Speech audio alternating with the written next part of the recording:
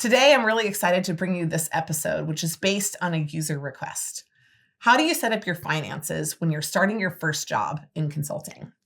It's part of our greater 3-month mastery process, but this specific question, I brought in a local expert, Namaan, who's a member of our team, to talk about how he started his career, how I started mine, and then what we've evolved to think about today. At the end, we'll talk about how we think you should go through your finances to optimize for the goals that you'll set as well. Namaan, thanks so much for joining me. Look forward to the fight today. I'm always up for a good fight. Thanks, Jenny Rae. Amazing. Well, first, why don't you start? Just tell us a little bit about how you thought about finances when you got your first professional job. How'd you set them up? What did you optimize for? Did you use any rules? And then I'll share a little bit about mine. Yeah, absolutely. I think that money and finances are a tool that you use to build the life that you want.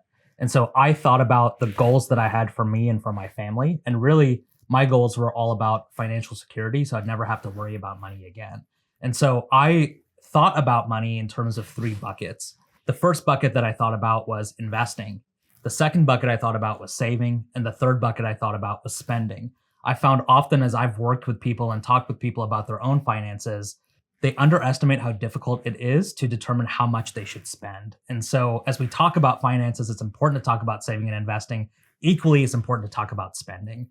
And I find that guidelines work really well for me.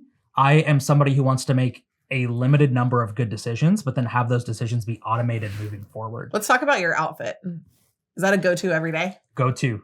Black t-shirt, black jacket, black jeans.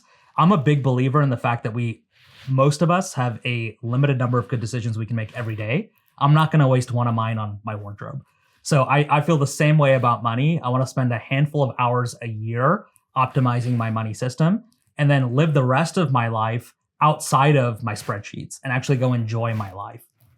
Love it. Okay. So when you got your first job, what were those percentages? What rules did you put in place? And where did you actually put the money? How did it work?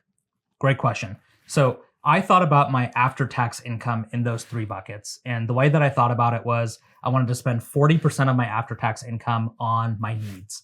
So rent or mortgage, car, gas, insurance, etc. I wanted to spend... Did you buy groceries or no groceries? Yeah, sometimes. Mostly takeout when I was single, I have to be honest. And then I wanted to spend 40% of my after-tax income on savings and investments. I wanted to give 10% away, and I wanted to use 10% on wants or luxuries. And so just to recap for everybody, that was 40, 40, 10, 10 is the way that I thought about splitting up my after-tax income. And did you divide it into different accounts? Did you just do that based on your discipline? Where did you actually put the money? When you got it, where did it go? Yeah, that's a great question. So my first job was away from home. And so the first thing that I did is I set up an account with a national bank where I could have access to my money anywhere. And I had all of my income coming to one account. I know some people believe in sinking funds and having sub-accounts. That's never really worked well for me. I am disciplined enough to follow the plan and the budget that I've laid out. So from the checking account, which is where all of my income came, I then distributed money to where it had to go. So money to investments, money to high yield savings accounts, money to giving. And so I used my checking account as my master account as the pass through. And then the money in the amounts that it needed to went to different places, whether it was a Roth IRA or a Roth 401k, whether it was high yield savings accounts. And we can get into recommendations if you want a little bit later, whether it was paying off the credit cards. We can talk about how I put almost all my spending on different credit cards, but that checking account became the hub for my personal finance. I feel like this is more of a project management question versus a financial question. And by the way, you're not a financial advisor, neither am I. So not making recommendations for what people should do or what accounts they should open, but in general, just talking a little bit about our experience. How did you know that you weren't going to miss something? Did you have a day every month that you went in to do your financial activities? Did you just, when you thought about it, do it, but have the discipline to know that you had done it enough? Was there a specific way that you just made sure nothing got missed? So I'm a big believer in automation.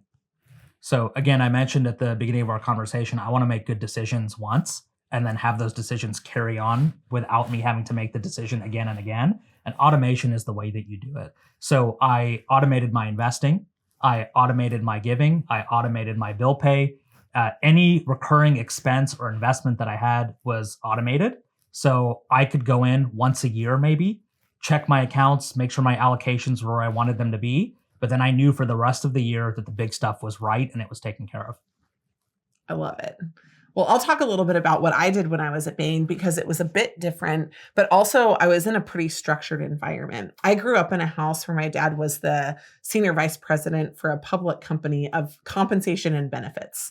And so since the time I was little, we talked about healthcare and retirement plans at the dinner table. So I was ready to go because that was one of the reasons why I got the job. They had a retirement plan and great health benefits. And I didn't think about all of the other pieces around that. So when I set up my first paycheck at Bain, they kind of gave us a form and said, hey, where do you want the money to go?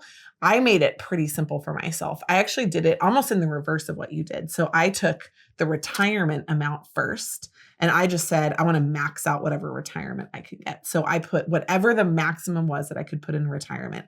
I knew that they were matching. I put in more than what they matched, and I just went for the maximum. And then I had the rest of it distributed out to a checking account.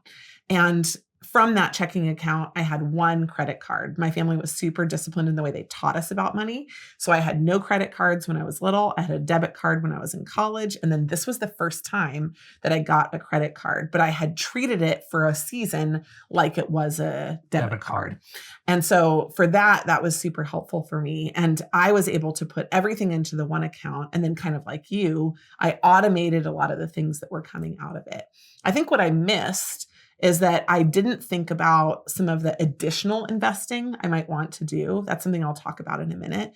But I didn't think about putting money into another account and intentionally working on investing it outside of my retirement. I was pretty good about giving, but I didn't think about allocating an amount of my total salary. I just gave to one location. I gave it to my church. And so when I did that, it made it simple, but I actually have wanted to become more of a giver over my lifetime. So that was a different thing. And then the rest of it, I actually didn't know how to live comfortably inside that space. I knew how to live small. So I always had extra money, but I never knew what I should spend money on and what I shouldn't. And so I drove the worst car at Bain. I lived in the worst apartment. I lived in places and did things that were not as nice as other people because I never really felt comfortable with how much money I was making. So I think there were a lot of learnings from that process, but ultimately I did save a lot in my retirement account and I built some discipline, but I didn't necessarily think about the underlying lessons. And I would have liked to have done both. Do you regret the decisions that you made? Would you go back and actually invest a little bit less in retirement and get the nicer apartment or the nicer car? Or do you feel like it was worth the short-term pain for the long-term gain? So what I regret is that when I was setting up the systems, I didn't think about how they were great for my life. I thought about how they were great for that job. And so I think everything that I did when I was at Bain financially made a lot of sense. When I left, I had a savings runway because I just hadn't spent money, but not because I had intentionally saved. And I had a retirement runway that has actually been very helpful as a baseline for the rest of my career. What I regret is that I didn't keep up those habits in times of uncertainty because I went through a number of seasons of them. I worked for a startup that I helped to fund. I worked for a startup where we got funding and then I bought a company and I bought real estate and some of those things. In each one of those seasons, I didn't think about the underlying principles. So that's what I regret is that I didn't have as much of a why as I would have liked for that season. I think that's a great point. I think the why is what gives you the motivation to keep going in times of uncertainty or times when you're feeling a little bit more emotionally fraught. I think that's what people miss about personal finance is that it's at its essence, it's personal and you can't remove emotion from the decisions that you're making. You can't become a robot. Otherwise you won't have the motivation you need to carry those things through for the rest of your life. That's good. So let's talk about one thing we haven't so far, credit cards. You mentioned you had one and I had one. Let's talk about how we picked the ones that we first started with. Absolutely. So the way that I thought about everything is what are my goals? What are the outcomes that I want? And for me, I think about credit card rewards in two buckets. So the first is, do I want a card that gives me cash back?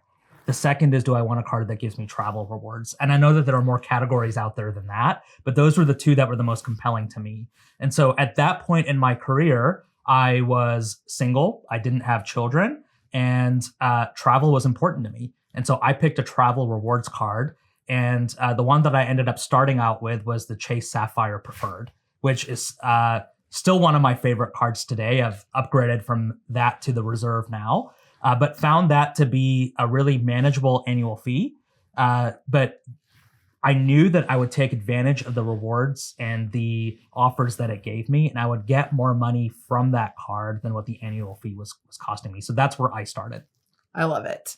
So I started out with just an American Express because I had my debit card, which was a Visa.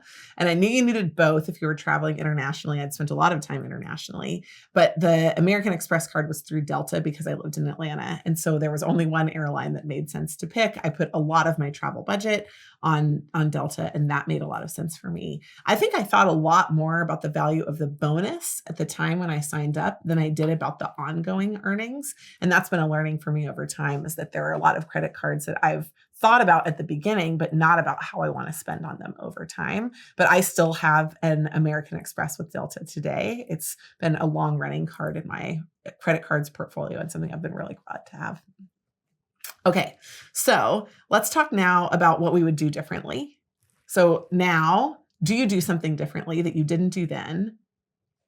Absolutely. Let me just leave it there. Yeah. Yeah, absolutely. So the first thing that I do is I bend the rules a lot more.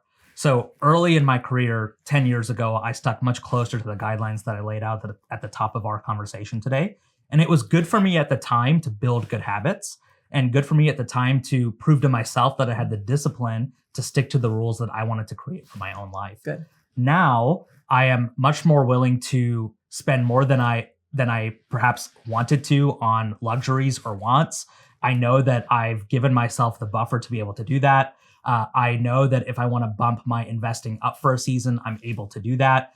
So I've given myself flexibility within the boundaries that I've laid out to build the life that I want. So that's the first thing that I've changed. The second thing that I've changed is I've actually upped my generosity. So one of the goals that my wife and I have is that we never give away less money this year than we gave away last year. And so how can we build a life that allows us to meet that personal goal that we have? And so that means that we have to either up our income every year and or adjust our budget and our priorities every year as well. That's amazing. I'll talk about mine because there are a few of them. This is one that I talked about a lot actually in my money camp and money makeover sessions last year, which I did for free with a lot of the members of our community. I was shocked to find out how few people thought about buying real estate, because real estate has been such a significant wealth building tool for my husband and I. And I think back to when I was at Bain, and I too was in their same position. I didn't know where I was going to end up. I felt like the world was at my feet, and the idea of renting felt like flexibility to me. And I really missed out on some real estate opportunities, not only financially, but also just the learning curve of real estate. One of the things that I've seen now is that a lot of people who begin to invest early become good investors in their second season of life, not because they began to invest well, but because they learned, and then they didn't, when they had to take bigger risks, worry as much about what the downside was going to be. And that's been true for us as well. So I didn't have any of that money allocated toward real estate. It was only allocated toward rent. And I didn't think of real estate as a savings class or an investment class. I just thought of it as a housing replacement. That was a mistake that I made pretty early on. I also didn't really invest as much outside of my retirement fund. I wish, and what this is something that I actually only have started doing in the last 2 years, but I said, my retirement is not going to be all that I want to live off of. And I have real estate investments and I have business investments, but I want to have outside investments in markets or stocks or index funds that are separate from my retirement. I think I should be putting more in, even though I'm pretty extravagantly funding my retirement accounts. Why not do more? And so I've developed the discipline now to pick a number every year, stick with it every month, and then keep that going, and then pick some kind of asset to purchase. So those have been a few things that I've changed on purpose. I'll mention the generosity one too. I was pretty good about mentally checking the box with my generosity when I was younger. I felt like I'd done it and that was enough. And the rest was for me. I think really differently now. Anyone who asks me, I give. And I have 3 different amounts. I just choose which amount it is that I give. That's made it a lot more fun to become a part of a broader community. I feel less responsibility for what other people do after I give. I was pretty controlling, honestly, if I think about it earlier in my career, about the way that my investments went into other people's pockets. And it's helped open up doors to relationships that I never imagined. And so that form of generosity for me, just saying, oh, you want me to give? Absolutely, I'd love to give. Even trying in some cases to be the first one to give. That's changed my personal perspective on community, and it's really been a benefit. So those are a few of the things that have evolved for me. I love that. That sounds like an abundance mindset instead of a scarcity mindset. We've been working on it. Let me tell you, it's a journey. And I think one of the things you mentioned about real estate is one of the areas where we disagree a little bit. So for me, I view real estate as a wonderful asset class, but not one that I necessarily have to be exposed to more than I'm already exposed to in terms of the index funds that I'm holding. And so I waited to buy my first house. I rented for a long time because I liked the flexibility. I did the math early on the total cost of home ownership, and it was much higher than what I was paying in rent. It was a much higher. We did that together, I think, right? Yeah, and I convinced you to not buy as early as you might have been able to. It was a much bigger headache than renting. Mm-hmm. And so one of the things that I hear a lot of people say is they feel like they're behind if they don't buy a house or if they're not investing in real estate. And for me, again, one of my philosophies when it comes to personal finance is how can I get the greatest amount of return for the lowest amount of friction? And to me, real estate is not the thing that gives me that. I get probably a little bit lower return for my equities than you do from your real estate, but for much less effort. And so my financial goals are not just to maximize return, it's to balance like output and input. Yeah. And so I found that equities were the best way for me to do that. And when it did come time for me to buy a house, I didn't buy it because it was a financial decision so much as it was the right decision for my family. And I think that makes sense. There are 2 things in real estate that have changed my perspective. And this is advice I give to everybody. I think you should either own the house that you live in and nothing else, or own 4 or more rentals. Because there is an economy of scale in rentals that does make the friction worth it. And 1 rental isn't it. 2 isn't it. Sometimes 4, honestly, isn't even it. The second thing is that what I didn't realize early on is that with real estate, you can use leverage. When you go and buy an equity, you can buy as much as your cash can afford for you. But for me, I can buy 8 times the house, or I can buy 100% of the house and get 100% of it back when I leverage it. I try not to over leverage, and I think I've been very conservative in my overall portfolio, but the ability to do that actually does change the return profile of real estate. And that I didn't realize, but I do think it's a choice. You either do it well and a lot, or you don't do it at all. Because either way, you're investing in the asset class and in the learnings and in the overall performance of it over 30 years, tax advantage, or you're just focusing on building the life that you want in another way. And either one, I agree, is good. But there is, I think, an advantage to doing that if you do it enough. So there's a lot more that we could talk and fight about, and we'll have to save that for another conversation. But let's wrap up today by just talking about the advice that we would give folks who are starting their careers today. And Jenny Rae, I'll let you go first. Because you want to see if you can disagree with me? 100%. I get this. Okay. Awesome. So if I were starting my career today, I would do a lot of the same things I did. I would look at the retirement plan offered to me by the employer. I would first make sure that they had a match in there. But as long as they did, I would set up a Roth IRA outside of my employer if I was in the US or something similar in whatever country I was in. And then I would maximize my retirement, and I wouldn't think twice about it. I would just work the rest of my budget after I had done that. I would put all of that money, by the way, into a super simple fund, like a target retirement fund, because one of the things I've realized over time is that I don't make as much in there as I do out here. And so if I can just minimize my effort there, that's good. Then the second thing that I would do is I would say, figure out 1 or 2 credit cards that you're planning to use, but set a limit and actually put it on the card. So set the spending limit that you're willing to spend. It's not the amount that the card will give you. That's a different number, but you can set the limit that you're willing to spend on the card. And I would actually do that as a discipline when someone's getting started, because I hate to see somebody erode their financial future based on decisions that they make that they didn't do intentionally. And I think credit card usage is one that I've seen with that. The third is that I would probably recommend buying a car if you are in a car located place that's not expensive and that you don't borrow on, especially in today's interest rate environment. So a simple car that gets you where you need to go, using a cash bonus for that and just paying it off takes it out of the equation, except for gas and maintenance, et cetera. And then the last thing I would do is I would decide how much you want to spend on different categories and automate as much as you can. That's how I would do it, but I would do it specifically in that order. I love that. I think that's great advice for people in their 20s who are just starting out with their first career. I'll add to that and I'll say, one of the things I would 100% recommend you do early on is identify the metrics that matter to you and the outcomes that matter to you. So deep and meaningful, introspective. So I feel like we should be drinking tea while we're talking about this. We should be. I'm always down for a good cup of tea.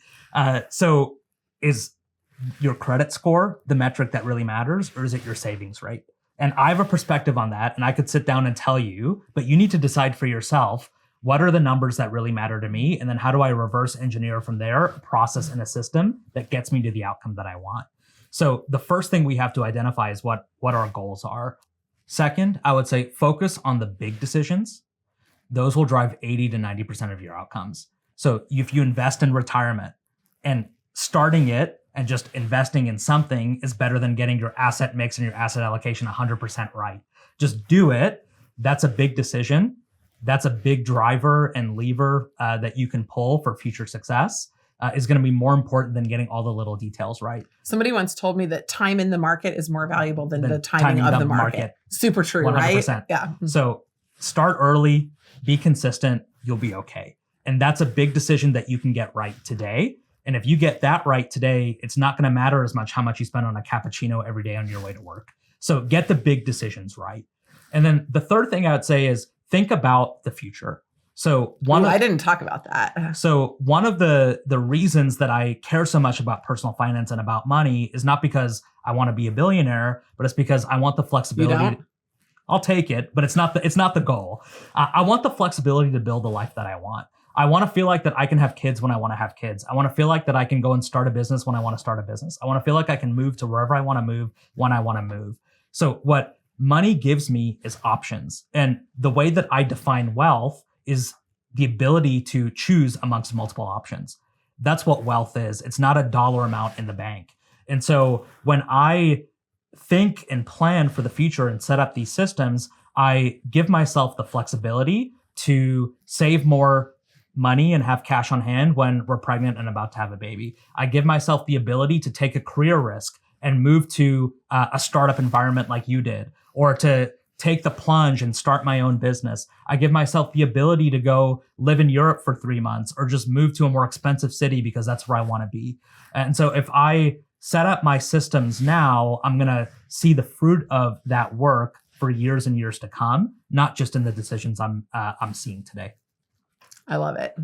Namaan, I think that's amazing insight. And honestly, I'm super glad that we're talking about this at all, because I think my only final piece of advice would be talk to somebody. I think a lot of people feel like they should know, they don't know, and they don't know who to talk to. And I've found that financial advisors are fine. They can help with a piece of the puzzle, but mentors are better. And I've really enjoyed the value of mentorship over my life. I don't know if you have any recommendations for who people should talk to, but if they don't know what we're talking about, where do you go? That's a really great question. I'll just say sunlight is the best disinfectant. So if you are going to be transparent about such an important area of your life, you need to be transparent with people you can trust. So I found mentors in my family. I've been blessed to have parents and aunts and uncles who have a healthy perspective on this. I found mentors in my work environment, folks who have experience navigating finances and kids, folks who have experience navigating career changes. I found mentors in my religious community, folks who are just 1 or 2 steps further than me, who can give me some level of insight. I think one of the mistakes I made early on in my career when I was looking for mentors is thinking that one person had to know everything about everything to be able to help me. I just needed that person to be 1 or 2 steps ahead of me in one area of my life. And my goal has been over the last 10 years to build a kitchen cabinet of advisors, people who can advise me on different topics and who don't necessarily have to be an expert in everything, but they can just be a little bit smarter than me in one area. And it's good enough for me to be able to leverage their insight and their knowledge. Well, now we'll turn it over to you. You might have more insight than what we even talked about today. So if you've got a favorite financial product, something that you absolutely love, a person that you found really helpful, a book that you've read, please leave a comment for everybody else to hear about. We'd love to get the community's perspective on this. But thanks for asking the questions. We're super happy to have this conversation.